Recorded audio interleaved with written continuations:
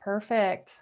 Okay, good morning, everybody. I am Allison Daly, founder and CEO of Recruiting Innovation, and I'm your host for our Ernestine McClendon Talent Grant Leadership Series. So for those of you who aren't familiar, the Ernestine McClendon Talent Grant is a talent grant that I created through Recruiting Innovation. It's a 5-month program twice a year designed to attract, train, certify, mentor, and connect talent from underrepresented communities to become certified tech recruiters and to join the ranks of the talent industry and to bring all of their perspective, their experience to the recruiting industry that I think we need so very much. And with the ultimate goal of helping us to diversify the tech industry through helping us to diversify the recruiting industry.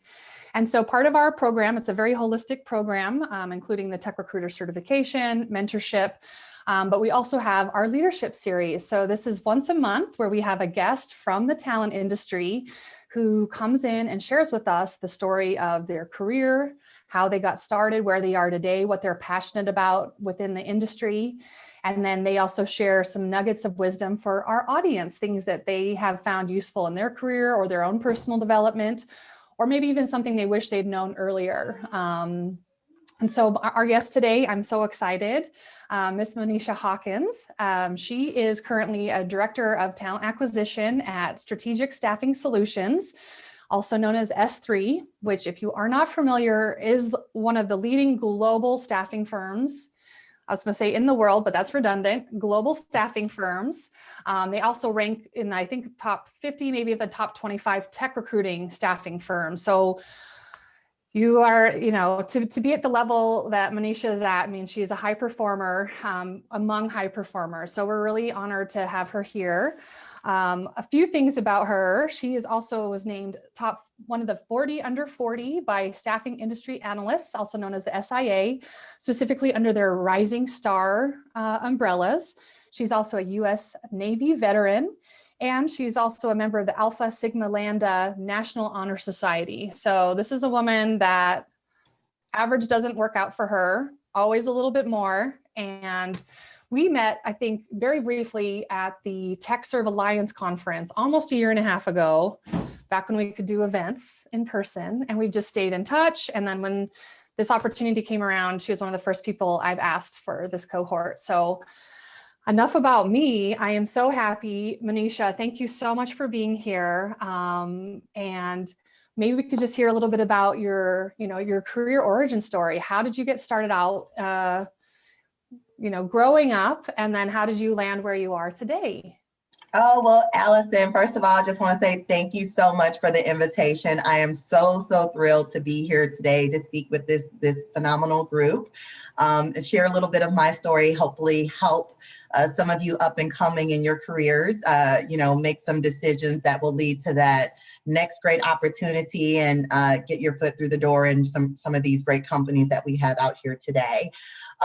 So I'll give you a little background about myself. I'll share a little bit about S3, what I'm currently doing here at the company, and then I'm sure Allison will guide the remainder of this talk here. So a little bit about me. I am, again, Director of Talent Acquisition at S3. I initially started here 6 years ago. So I've been at the company. I just hit my 6-year anniversary in March. So still very new in the industry overall, but gaining quite a bit of experience here at S3, which I absolutely love. I did not come from a recruiting background or talent acquisition background. Actually, straight out of high school, I did join the Navy, spent 5 years in the Navy, and I had my daughter when I was serving. So the initiative or the reason why I decided to separate was to be a mother, spend more time with my daughter, come back home, be closer to my family because I had been gone since high school. So really got to experience a lot in the Navy. I was actually an aviation ordnanceman. So essentially it's a bomb tech.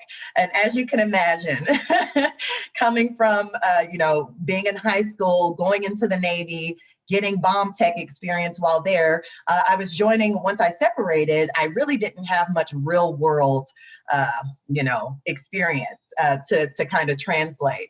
But what did translate was a lot of those soft skills that employers are looking for in today's world. So again, during my time I got to tour the world, learned a lot about structure, having structure in my life, and translating that structure throughout my career and what I'm doing and as far as work.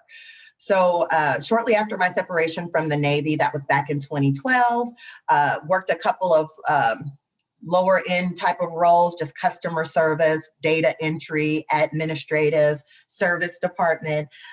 Essentially, I did all of that between 3 jobs. So from 2012 to 2015, I worked 3 roles, kind of, again, on the customer service side of things, nothing remotely similar to talent acquisition. And back in 2015, March, I was contacted, or February rather, I was contacted by the prior director of talent here at S3 for an opportunity to join their sourcing team. At the time, the S3 sourcing team was very, very new. The program had been around maybe 2 to 2.5 years. So very, very new for the company. And it's a pilot program to bring prior military individuals or service-connected individuals, military spouses, etc., on board to teach them not only, about S3, but about the industry as a whole. So giving individuals an opportunity to, kind of change their station in life, which is one of our primary 4 pillars here at S3. But essentially, I started out, again, as a sourcing specialist, assisting the recruiters with finding candidates for opportunities with our customers. Did that for 4 years, working as a sourcing specialist. In those 4 years, accomplished a lot. My first year on board helped put, upwards of 90 candidates to work. By year 2, was, a number 2 sourcer in the company, 2 or 3 sourcer in the company by my second year on board. Again, just doing the normal things that we do, right? And S3 had an abundance of opportunity. So I came in at a really, really good time. By year 4, our prior director of talent, he was getting promoted to VP of MSP. So there became an opening on our, a vacancy rather, for director of talent. Shortly before I get there though, so year 4, mind you, right before year 4 here at S3, I was promoted from sourcing specialist to operations manager for our sourcing team. And then within the month after me getting that promotion, that's when our prior director was getting promoted. So the vacancy for the director slot opened, and then I was pushed forward. So you can imagine going from no experience, in the staffing industry, coming in, learning, and again, having great mentors was a big part of that. Having great trainers and teachers was a big part of that. But having that knowledge base shared with me, having the opportunity to advance my career, getting that double promotion almost in a month's time, it was really, I was taken by surprise, to say the very least, but it was a welcome surprise. And here we are today. So come from very, humble background. Growing up, I didn't have a lot, right? My mom had 4 children. I was a middle child of 4, and we didn't have much. I didn't have much coming up. So, and I lived in a place where I didn't feel that I had much opportunity to grow either. So making the transition to get into the Navy, get some real world experience in the respect of having structure and more opportunity, it has landed me again here where I am today, and I'm so excited. What an amazing... I hope that's enough background. I hope I gave you what you were looking for in that response.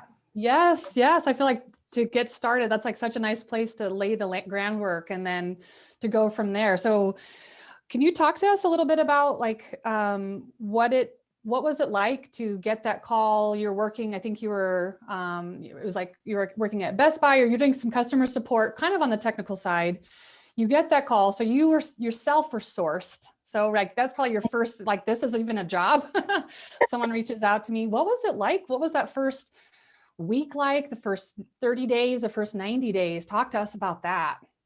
Oh, that's a great question, Allison. So again, when I first got the call, I had transitioned on from Best Buy. I was working at a store called Watson's, which essentially sells like furniture and pools and spas and things of that nature. And I was working in their service department, so helping with if someone brought a product, had an issue, I would help with that.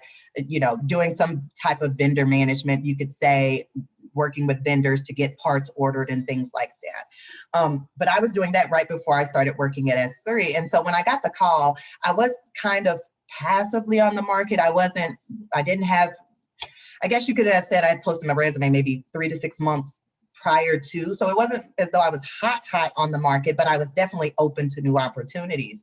The call came through and I was like, it sounds interesting. What's a sorcerer? Do you have a wand? What does that person do? What does that entail? I was a bit confused, honestly, by the role initially, but once it was explained to me, I was like, that sounds interesting. That sounds very interesting. Being able to go on to different job boards, get in different network user groups, interact with different people. It sounded interesting. So my first week on board, I was really, really excited. Again, it's something different, new for me. Not going to lie, it was a bit of a learning curve. I had never done anything remotely similar. I had to learn a database. I was like, what is this? But I had, again, a lot of individuals here at S3 that kind of helped wrap their arms around me when it came to training, sharing knowledge. The director of talent actually flew out at the time to train me for a couple of days with my first couple of days on board. Then I was paired with a mentor or someone that was senior in the industry. Actually, a recruiter. They paired me with a senior tech recruiter. And that person helped guide a lot of my learning through the process. So, I was acclimated with the job boards over the first couple of days. And then essentially I dove right into the job. The best way to learn a role more often than not is to get right in and just start doing. I'm a big believer, you can train for weeks at a time and train. And it's great. Continuous training is very, very important, actually. But in order to learn a job like a physical trade or sometimes not even physical, mental trade, okay, any type of trade, I think it's important for you to get your hands in and get that experience. And I learn best when I'm hands-on. So within by day 2 or 3, I was actually already sourcing. And again, asking a lot of questions. I think that was really big for me. Coming into this industry without that experience, I asked a ton of questions. And, I didn't care if it bothered whoever. I'm just going to be honest. If you have a question, ask the question. I know because everyone's busy, right? Everyone's busy. Typically, when you join a company, even your trainer is going to be doing other things besides training, right? So even if you have to go to other individuals to ask those questions outside of just a trainer, I did that. I would go to anyone who was free. If the person I asked before wasn't free and you couldn't get me an answer, I'll just go to the next person. So just being that type of person to be a little bit agile when it comes to your learning and operations and merging with a new company, a new industry, something that I was never really exposed to, asking a lot of questions really. And again, having individuals with knowledge helping me along the way, it made all of the difference in the world. And that sounds like also the S3 had really thought through what could this program look like and how are we going to find these people, level them up, but also shepherd them into the role and not just, try to have a good intention and then not really follow through. So it's like, how wonderful that you were able to land into an organization that saw personal and professional development as a business case for their own organization. And this, you just touched on this too. You're talking about asking questions. I also hear tenacity in there. One of the things you'd mentioned was that you had soft skills that you brought over into your new career. And I think sometimes for career changers or people new in their career, it's very natural to only look at like outcomes as like something to point to be proud of or that you can do. But I think our soft skills they always say you can train a job, but you can't train soft skills. Can you talk to us a little bit about some of those soft skills that you brought from being who you are inherently, but also what you learned in the Navy and being a mom, and, as you budded out your career, what soft skills really helped you flourish as a sourcer within the staffing industry? Oh, that's another great question, Allison. So I believe, honestly, one of the biggest things is consistency, right? Being consistent in what you're doing, staying focused, creating goals, and not just creating and setting goals, but acting on those and making sure that you have landmarks along the way to hit those goals. Again, the Navy taught me to be more goal oriented, being consistent, being early instead of just being on time, showing more initiative, than the standard, not doing just what you have to do to get by, but taking the initiative to go the extra mile. So I think another big piece about my initial training with S3, yes, S3 provided the groundwork and the layout for, processes on how to do the job. But I also, took it a step further to research, right? And think of other ways to do my job to become more successful. So even though I had that template, and again, the same thing with the military, same thing, just like with school, you have a template on how to get things done, but taking an actual, taking that extra step to go outside of the box that's drawn, right? Going outside of the normal to I'd say go a little bit above and beyond, if you will, to get more knowledge or to do things a little bit differently to get to the same or better result. That was a big piece for me that I also, again, took from the military. Being consistent, being on time, being early is being on time, working hard, staying focused, creating goals, all of those things, being organized. That's not something you can really display on a resume. Do you really have organization skills? Individuals will say, yeah, I'm extremely organized. And then you get on board and you're like, well, you can't even keep up with your priorities for the day. So things like that, again, to your point, they can't be taught, but that they are things that you could work on. Even if you don't have that as a soft skill, you can actually make that a soft skill as part of what you do by continuously working on it. Continuous improvement. That's what I would say. So yeah, all of those things combined, make me who I am today. And I think are big pieces, not just for S3, but employers today look for a lot of soft skills in Canada. It's not things that we can just truly pull out on a resume. That's why we have to do more in-depth video interviewing and more in-depth phone calls, more prepping, more screening, because we really want to gauge. Employers want to gauge whether or not a candidate is going to be an overall fit, not just be able to check a box like I have the skill set, but you also have some of those soft things like, are you going to show up on time every day? Am I going to, can I depend on you to be there and be consistent? And, if I assign you a task, can I count on you to get it done, in a timely manner? Those type of things, again, you can't necessarily display that on a resume. And honestly, it can even be difficult to pick it up on a phone. But if you come into the door with those type of soft skills, it's going to take you very, very, very far. Definitely. And would you say, also seeing kind of the cohort that you started with and seeing your own career and kind of speaking to our group and the folks that are, some of the folks in our cohort are very experienced recruiters, maybe new to tech. We even have a couple staffing firm owners. We have like brand new career folks. So it's like a nice mix of experience. Can you talk to us a little bit about, just sort of the industry as a whole and maybe what you like about staffing or the talent space? What are some areas that everything has shadow and light? Can you talk to us just sort of like from your perspective, like about the industry and, whether, how just kind of what are your takes on the industry and for people coming into it or maybe have experienced it but are trying to grow within it? Oh, that's awesome. So I love talent acquisition. It's one of the. Too. Yeah, I do. I'm really passionate. I think we were going to talk a little bit about my passion. I am so passionate about helping other people, right? Helping our customers, helping candidates find their next opportunity. So one of the best and most rewarding and fulfilling things for me is, getting that person into their next job and being like, hey, I actually helped make a difference in someone else's life. So the industry in general, staffing is amazing, right? Tech recruiting specifically can be challenging, but it's very, very rewarding. Being able to find those purple squirrels, as we like to call them, those difficult finds. But when you do find those people, you do find the candidates with the right skill. I'm telling you, it's like opening up that big present on your birthday. Like, oh my gosh, it's the best thing in the world.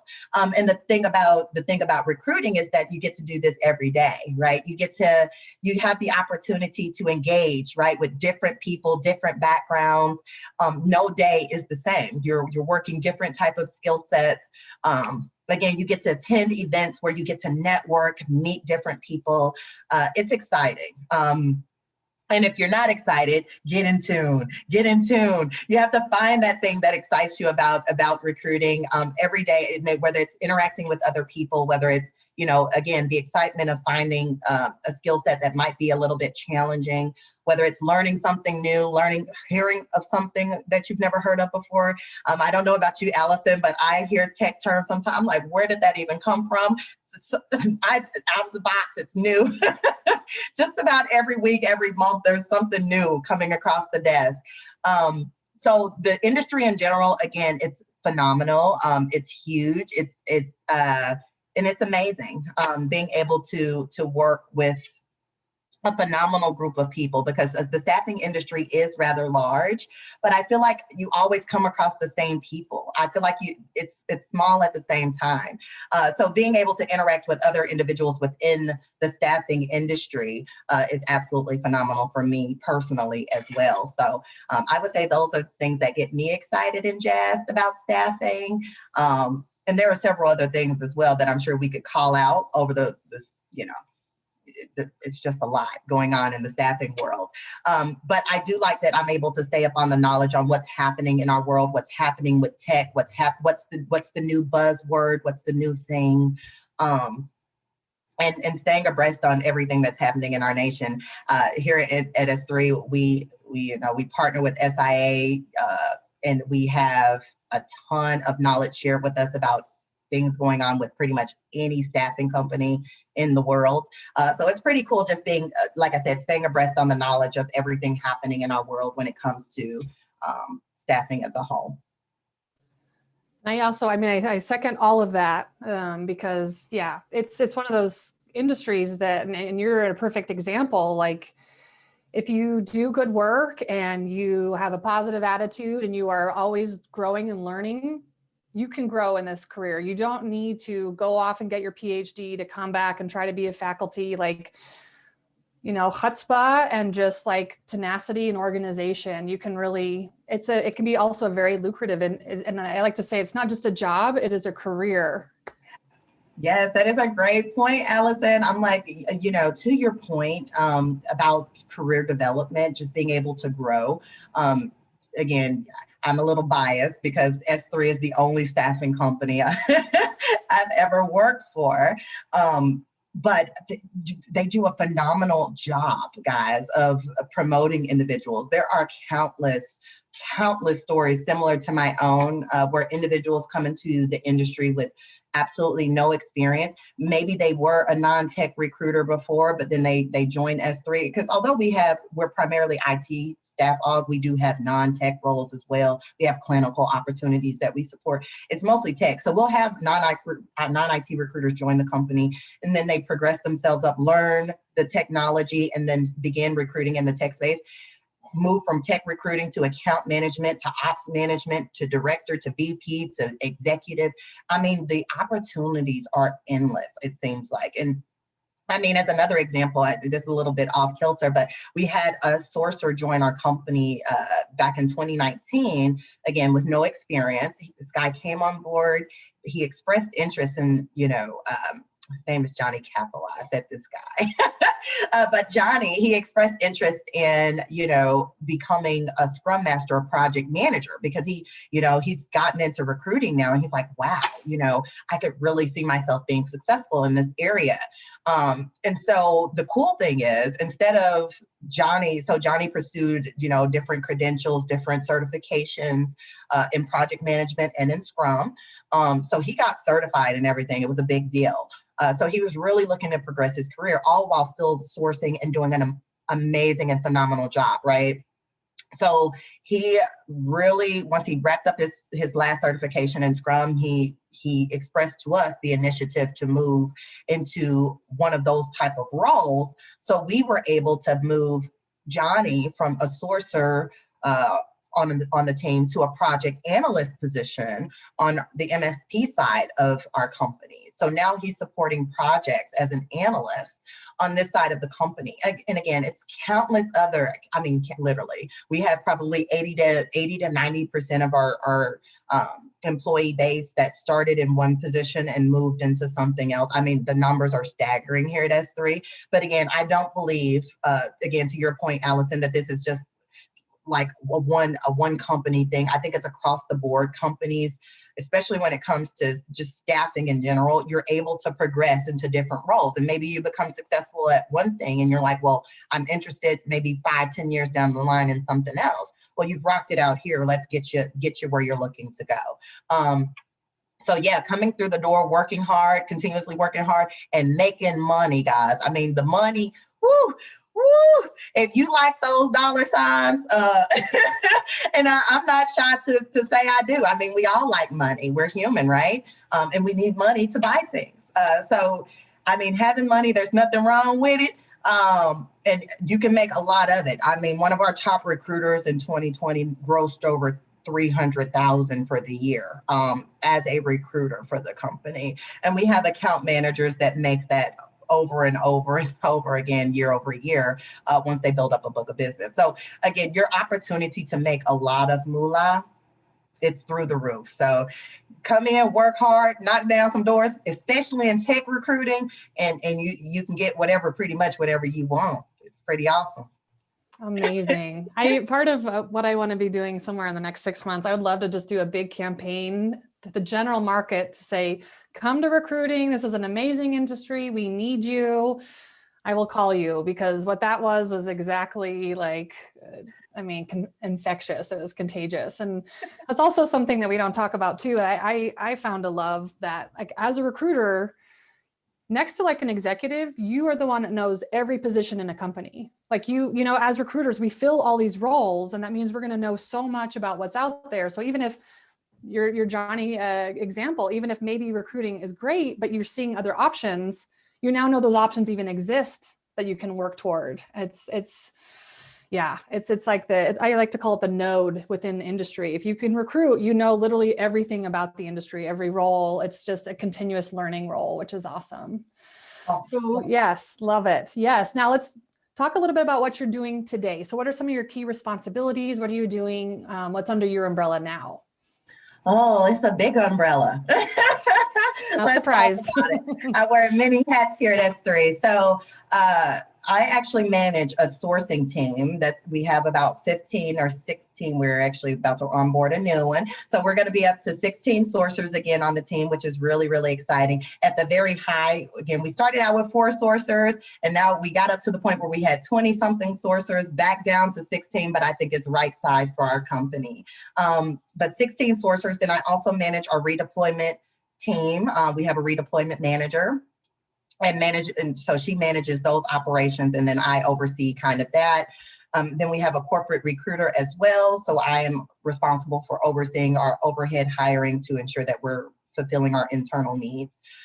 In addition to that, I am our ATS CRM guru. So we just went through, S3 just went through this huge transition from Bullhorn ATS to Tracker RMS. So I managed the transition migration from the one database to the other, which was one of my biggest projects that I've had since I've been in the director role. But very, very exciting, very strenuous, but I enjoyed every minute of it. I also manage all of our partnerships when it comes to talent acquisition. So any job boards, RPO partners, tools that we're looking to engage with, I assist with vetting all of those, manage, renewals, and anything that's necessary in that respect. And pretty much anything else that comes across my desk, I'm here for. So if you have a tech question, if you have any type of, training, I also assist with training, of course, for overhead, any delivery team members. I do manage the tracker RMS or database training. And I also, of course, train any new sourcer that joins the team full blown. I completely handle that, and work very closely with our VP of operations and our operations managers and our MVPs to make sure that we're delivering on all deliverables, bulk hire opportunities, and things of that nature. So again, very big umbrella. And I'm probably missing some things that I'm doing on a day-to-day basis. It is what it is. Whatever comes across my desk, again, I'm here for it. As long as it's going to move that needle to get us to that next point where we're looking to go.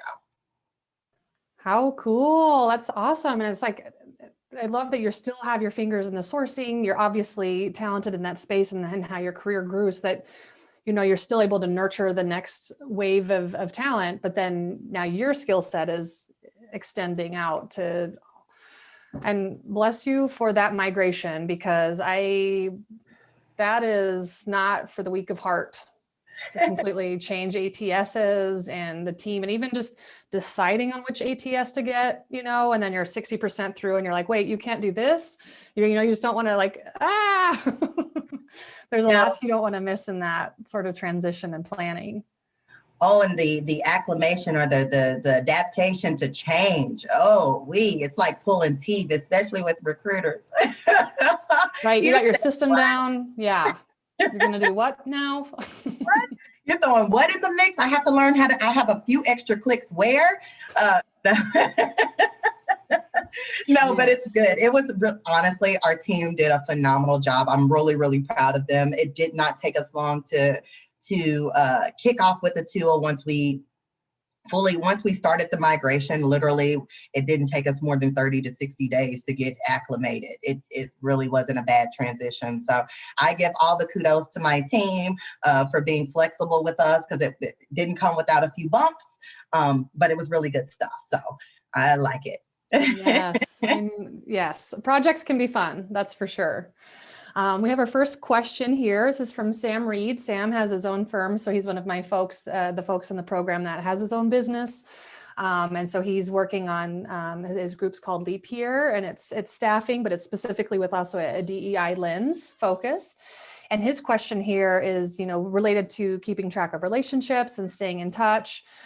A question related to have you had situations where you've been able to advocate for candidates so that they've had the fair opportunity to interview or be selected for placement? So where in the sources world, or even on the recruiting part, where do we step in and say, no, I really think you need to look twice at this candidate? Or what are some of your best practices that you train your team on when to really advocate for a candidate or when to just not? What are your thoughts there?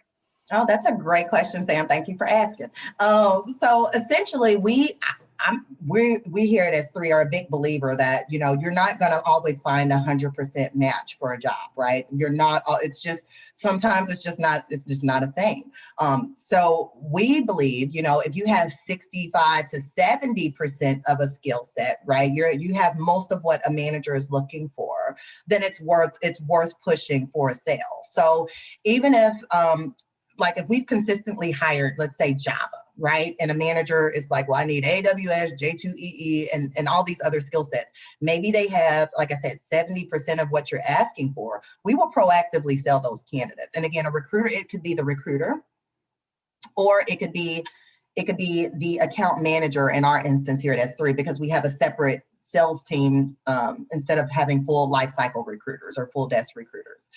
So either, again, if you're the recruiter that's working directly with the manager, or if you're working with an account manager that's going to do that sale for you, then it's your responsibility as the recruiter to highlight the things that make that person a fit for that job, right? So you highlight the things that they do have that align with the job. You don't want to, sugarcoat or put on a facade, right, as far as their skill set goes. But you can certainly make sure that you highlight what they do have, be clear on what they do not, but maybe also offer the, extra training in the areas where they don't have, if they don't have a particular skill. Maybe we can get them some additional training through a third-party tool or something to that extent. So what I would say again is to stick to that 65-70% rule. If you feel that a person has the bulk of what the manager is looking for, then it's always worth a hard sell on that background to get them that opportunity. Totally agreed. And that's the thing too, and that's especially in tech, and any developer will tell you this. Whatever the tool is literally just a tool. You're hiring for thinking, you're hiring for problem solving, you're hiring for communication. And so if someone has some Java experience and, the role is actually for C#, there's actually a natural transition there. And any developer with their soul will say, I can learn that. Obviously, you need to have a little bit of a floor underneath you, but to be able to say that to the hiring manager, they want to pick it up. This is the direction they want to go in, because everyone knows you got to keep learning to stay afloat in tech. And I would also say, and I don't know how the intake process is for your organization, but when we can get hiring managers specifically to talk about what are the soft skills, or what are the qualities of a good hire, what's going to make a yes, you can lean on those soft skills to help sort of compensate the lack, maybe, the 70% of the technical skills. But hey, listen, they've worked in this high growth vertical. They had to deliver these things in a tight timeline. They got employee of the month. Things like that can kind of really round out to what you're even saying at the very beginning, which was like, it's the whole person. It's not just the technology. You're hiring for this whole person. And so I think that's where we have as recruiters an opportunity to bring up communication skills and organization and kind of help get them over the hump there, because also the market is incredibly tight. So you can wait for your 10 out of 10 and keep waiting, or we can do the 7 out of 10 and you can kind of as a team shape that person exactly to who you want them to be. So that's something I like to think about too, as well. Perfect. Everyone, feel free to be asking your questions as well into the chat. I know that we've got quite a few folks in here. One question I did want to follow up with, especially for our audience before we kind of move into nuggets of wisdom, or, we've already gotten a whole basket full here, but can you talk to us about sourcing? One of the things that keeps coming up from our group when we talk about, pairing with mentors or talking about the tech recruiter training, sourcing, right? Like the actual act of sourcing. What, when you're thinking about your new folks that you're bringing onto your team or leveling up, what are maybe 2 or 3 key things and tips related to being a successful sourcer, or what has worked for you into sourcing candidates, especially if it's sort of a newer thing for you, or for a newer thing for your team, the new team members? Oh, that's a great question. So I believe that Google is the best friend, right? Google is our best friend. Okay. When it comes to learning tech, because it's, again, I think I stressed this at the start of the call. It's really ongoing. I feel like tech terms are being added, to the docket every day. New things, new skills, new tools. So I think, again, leveraging Google to research or find out what a particular skill set is when you don't know what it is or you don't understand it is absolutely critical. And if it's not Google, it's another search tool. Use some type of search tool on the internet to figure out what tools are if you don't, or a skill set is if you don't know what they are.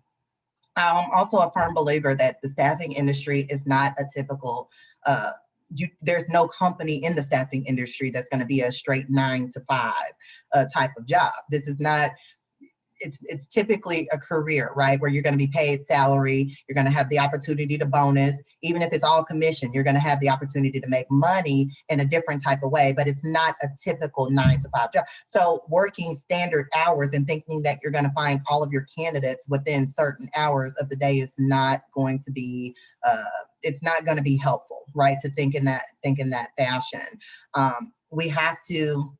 You might have to work some late nights, early mornings, maybe make some calls over the weekend sometimes to find those candidates or get to those candidates. Using text, guys, using text in today's world is also critical. So when you're following up with people, again, whether you're sending an email earlier in the morning, you're going to bust out some calls, I would always follow up with text messages. Unless you have someone that specifically says, don't text me, typically you're going to get a better or higher rate of response if you're sending emails, making phone calls, and following up with that text message. And again, being consistent with what you're doing. So not necessarily putting yourself in a box, because when I first started sourcing, I had the habit of just going to specific job boards. Like I would just go straight to this job board and that's what I'm going to use to source. And I would use the same 3 or 4 to keep finding candidates. But the thing about it is different people use different tools, different people. Some people don't use job boards at all because they don't have to, so it's maybe using X-ray searches, maybe truly doing deep dives on LinkedIn, finding different user groups to get into. So not putting yourself in a box to where you're always sourcing or recruiting in the same exact fashion, switch it up. And if you're having challenges, research online some different tools or places where these people might be to find them. Again, maybe it's a user group that you have to get into. Maybe you have to go on Facebook and find a group that's related to whatever you're recruiting on, hop in there and connect with some people that are in the group, see if they have referrals. Just being creative, out of the box with what your practices are, and not always going to the same thing, even if that's comfortable for you. And you mentioned X-ray search. Like this is some nitty gritty technical. Like what are your tips for getting in there and Boolean and looking around? Because sometimes you'll do some keywords and it's 2,000 people and you don't have time for that. But you also don't want 4. So like what are some tips around literally Boolean and X-ray searching for candidates to reach out to? Well, I say write statements like you speak them, because honestly, I think continuously Boolean training is absolutely necessary for some of the recruiters across the board and sourcers as well. But write statements like if you're creating a Boolean search, think about when you're thinking about how you're making what type of background am I looking to pull, right? And constructing a statement using your Boolean connectors that make sense, using parentheses. And again, to me, what makes sense might not make sense to someone else. So me saying make sense probably, make it make sense probably doesn't make sense to some of you. But I mean, I would have to probably do a live example really to answer that question, Allison. But I would just say, just try to wait when you're writing your Boolean statements. Again, just think about and group words with parentheses as you need to, because sometimes I found in training recruiters, because I assist with training some recruiters as they're onboarded here at S3. A lot of individuals aren't using parentheses to help break up their statements, right? They'll just write a statement and they're not necessary. It's like you have to use those though to break up. So if I have a bunch of or statements, like I need a Java developer again, but then I also need them to have HTML, J2EE, AWS, and cloud. Or cloud, maybe one of those 4, then I would put Java, and in all both. And then I would open up a parenthesis to put and close that parenthesis with all of those 4 statements. So when you're doing X-ray searching, you have to actually put resume in the browser. Like if you're on Google, you need to put resume in the Boolean in order to pull back resumes. Because if you put in a Boolean into Google, it will pull up stuff, but it'll pull up jobs people have posted and everything else if you don't put in different specific words. There's this tool out there called Social Talent that you can leverage that will help you with X-ray searching. So if you guys haven't come across that before, maybe research that out and test it out and see if it'll work for you. So helpful. That's awesome. And side note, Social Talent is now a channel partner for Recruiting Innovation. So we are producing, I know, it's like such a big deal. We're producing our technical courses for their platform. So if y'all are on Social Talent, you got to look for our new we're the technical training partners for them, which is really exciting. And side note to anyone in our cohort, in the tech recruiting tactics class in your tech recruiter certification, there is a sourcing strategies class where I break down Boolean, XRay, how to go into GitHub, how to go into Stack Overflow. So we got some nitty gritty there too. But yeah, it's almost like the science part of the very social job. It's the science and social. And yeah, I put on my little like sleuth hat and I'm like, I'm going to find you. I'm going to find you, you know? Yes, I love it. exactly. I love it. Yeah. Oh, looks like Okay, we just had another, oh, sorry, go ahead. No, I was just going to say, it looks like we have another question. I'll let you read it to me, though. I can't see it. Yes. Yep. Sure. This is from Tariq, and he's asking about talent personas within maybe the recruiting process at S3. And if you do use them, how do you all use those profiles with your internal conversations, maybe between the recruiter and the hiring managers, or maybe the recruiters and the sourcers? I mean, it sounds like you guys have account managers and then sourcers. So how are you using talent personas? And if so, how and when are you using them within your recruiting process, whether it's with the hiring manager or the sourcing and interviewing part of the candidates? So talent persona, maybe expand on what we're looking for. What is that?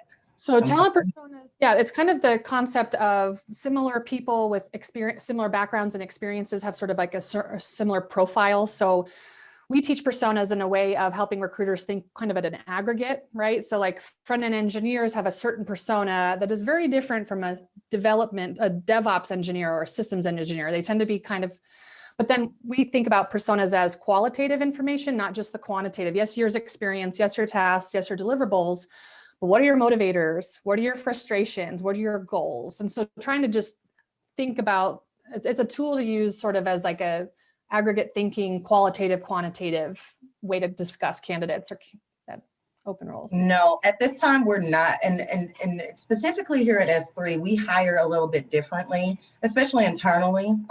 We're looking when we're looking at a candidate, especially again internal to S3, we're not necessarily looking at overall skill set, right? Because we're a big believers that we can train people on the skills we need them to have. So yes, some roles we require people to have experience, like recruiting, for instance. We do require our recruiters to, but we're not using any special tool to vet, like to cross compare profiles, because really what we end up with is a very, very diverse company when we're not looking at different profiles. Because we don't care about your history per se. We care about what you're doing today and what type of, if you're going to be in alignment with our culture. So we do have, like our recruiters, again, going back to our recruiters, we do look for recruiters with recruiting experience. Like you have to have, especially technical, for our technical recruiter roles, we want recruiters with tech recruiting experience. But we don't hire for a specific type of profile. If you have, again, 20 years of tech recruiting, we will look at that as an overall factor and as the consideration. But in general, when we're screening our recruiters, because not just with recruiters, with any position in our company, you go through multiple layers of screening. I mean, you're gonna speak with at least 5 to 6 different individuals before you get to a point where we can get you an offer. And the reason being is because of how we go through the way we go through our selection process is to make sure, again, that you're going to be an overall culture fit. And in order to determine that, we need to make sure that, for one, S3 is a fit for you, and 2, you're a fit for us through different conversations with different people in different positions within our company. So I guess in that respect, again, when it comes to talent persona, we're not necessarily using tools to do that, but we are in a way looking for certain profiles, but not looking for certain profiles. We look for the soft skill profile, right? The person that's going to be, seem like as though they don't have an issue working independently, but also as part of a team. They again, we like diversity, but we're not, we are a diverse, very diverse company, actually about sixth largest diverse staffing company in the US. It's actually a pretty big deal here at S3. But again, we're not just hiring, we're not just hiring for a specific profile, just to reiterate that we're hiring for the talent, and we can train on the skill here. I wish more firms and more even internal recruiting teams had that philosophy, that it's the whole person. It's not just the dance card that they are walking in with. It's, you know, it's who they are and where they're going is more important actually than what they've done concretely in the past. That's really inspiring. And then it goes to show that that serves your organization in terms of having a diverse group and the success that diversity brings, because you have different perspectives and not just the one road to travel. It's like, no, we're coming from many different paths and we all organically are the sum of our parts. And isn't that wonderful? It's amazing. That's so inspiring. We have one more question and then we'll leave space for any last nugget you'd want to share. This one is from Alex, and he is saying he's early in his career, and I know Alex, so he used to do some campus recruiting for a large tech firm. His question is, do you have any advice for someone who has only worked as an internal recruiter and doesn't have any agency recruiting experience, or vice versa? Sometimes I'm seeing new recruiting roles that I'm interested in applying to, but they highlight that they want either past agency experience or high volume experience that he doesn't have. Do you have any insight or tips that could help someone get some of this training and experience, or how to like work around that as a requirement to get considered? Ooh, that's a great question. Oh my gosh, Alex. That's actually a tough cookie as well, because you know, there's a major difference between corporate recruiting and agency recruiting. It's actually a totally different beast. But what I would say is that doing things like this, right? Getting involved with tech recruiting training programs, and taking the initiative not to just apply to a job. This is like a biggie, not just clicking to apply for a job, because as recruiters, many of you are already, you know that you get inundated with applications of unqualified people or people who just aren't necessarily a fit for the job. So, Alex, to answer your question, I would definitely reach out when I see a posting or you know, a job opportunity that I'm interested in. They're highlighting that I really need, you know, corporate recruiting experience or agency, vice versa. And I don't necessarily have that qualification. I would send an email direct to the poster of that job. And this is a good practice for pretty much anybody, not just if it's something like this. I would say if you're applying for a job in general that you're really, really interested in, you don't want to just click and apply and become a number in the pool of the basket of, you know, 50 to 80 other applications that recruiter or whomever screening those candidates has to go through. But highlight yourself and your talent to that, you know, recruiter or talent advisor, whomever is posting that role, to say, hey, you know, I share your updated resume, make sure the updated resume you're sharing aligns as best as possible to the role. So pull out, you know, the experience that you do have that aligns to that job and make sure it's highlighted in an updated resume. And in the summary, when you actually send that email, make sure that you also inform them, you know, I noticed in the posting, maybe you could, you know, highlight, I noticed that you were seeking someone with a particular skill set. Although I don't have that per se, this is what I do offer and can bring to the table. This many years of experience recruiting in this area. I'm highly motivated, dedicated, and ready to learn, you know, just highlight the qualities that you have as an individual that you believe would make you successful in that role. And ultimately, I think if you do that, it for one, it makes the recruiter feel like, hey, oh, you know, this is someone I should definitely look at because they took that extra step versus clicking and applying to give me some extra substance to why they felt they were a good fit. And I think it honestly leads to a higher rate of result. Again, in general, that's just a good practice in general to get better or more responses when you're applying to jobs. Hopefully that 100%. Oh my gosh. Yes, we're getting some. Yes. Thank you for the insights in the chat. And I will say also for my recruiting days, I appreciated that. Either connecting with the person on LinkedIn as an invitation to connect, or if you have the email to directly email them, because yeah, like you said, it's hundreds of people. I only go into the ATS when I need to, right? If I already have my own short list because I've been working this thing, it's a way to just stand out from the crowd. And this, you brought this up too in terms of the resume, and this is something I say all the time.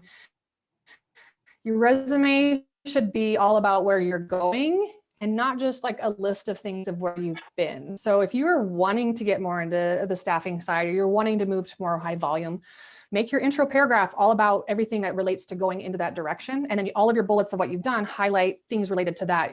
If you've done campus recruiting, you've had to manage hundreds of people, multiple rooms, a 3-day event, like that transfers, but it might not just in a bullet point. So that is a really, you know, really connecting. Recruiters are people too. And like, who doesn't, I mean, it just goes to show you're proactive, you're tenacious, you found an email, like those are all things that you want your recruiters to be able to do. So you're actually doing the job just by like trying to advocate for yourself. So those are all really awesome tips. Okay, I'm so sad. An hour just flew by. We have 2 more minutes. Everyone, this has been wonderful. Thank you to all of our group to be interacting.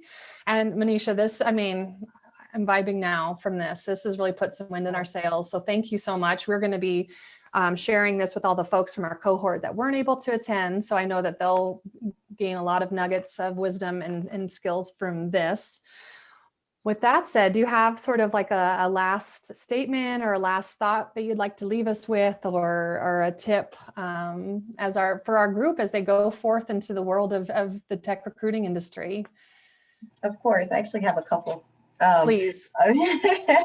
So I wanted to end by with one of my favorite quotes, and then I have another quote from our CEO here at S3 that I think is helpful here.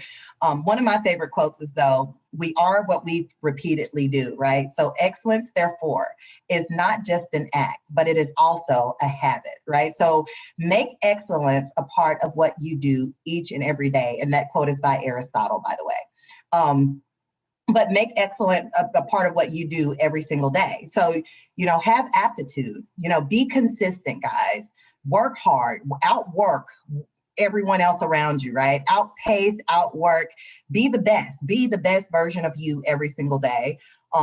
Set goals and stay focused. Set goals and have a true plan to reach those goals. Leverage your network, you know, leverage your network. You want to be adding new individuals or connect with individuals in the industries that you're looking to get into on LinkedIn. You know, keep your resume updated and refreshed. Again, Allison and I just touched on it. Make sure that when you are applying to jobs that the resume that you're utilizing aligns with those positions. And when possible, you know, send your resume versus just hitting apply. And the last quote that I had to share and really want to share is strive to be impactful, not important. Because if you're impactful, the latter half of that just automatically falls in place. And that quote is from S3 CEO Cindy Paski, who is an absolutely phenomenal woman that I learn from each and every day. And again, just to round off here, guys, I know we're a minute over time, but I am truly, truly appreciative. Thank you so much, Allison, for giving me this opportunity to speak with this group. Thank you guys for being interactive and asking questions. Feel free to connect with me on LinkedIn. I don't know if I have time here, but I would love to put my LinkedIn in the chat really quick. And you guys can connect with me if at all possible. Yes. And I look forward to hopefully meeting some of you at future events, maybe having the opportunity to connect with you directly. And I hope each of you have a great rest of the week. Thanks so much. I'll throw my LinkedIn in the chat.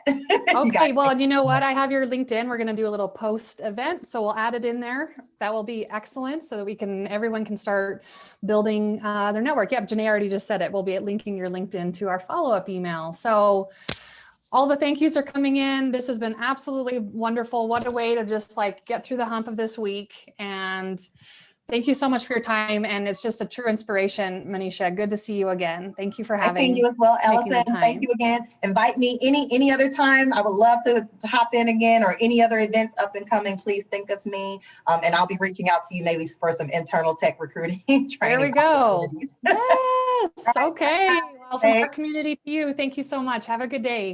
Bye. Thanks, everybody.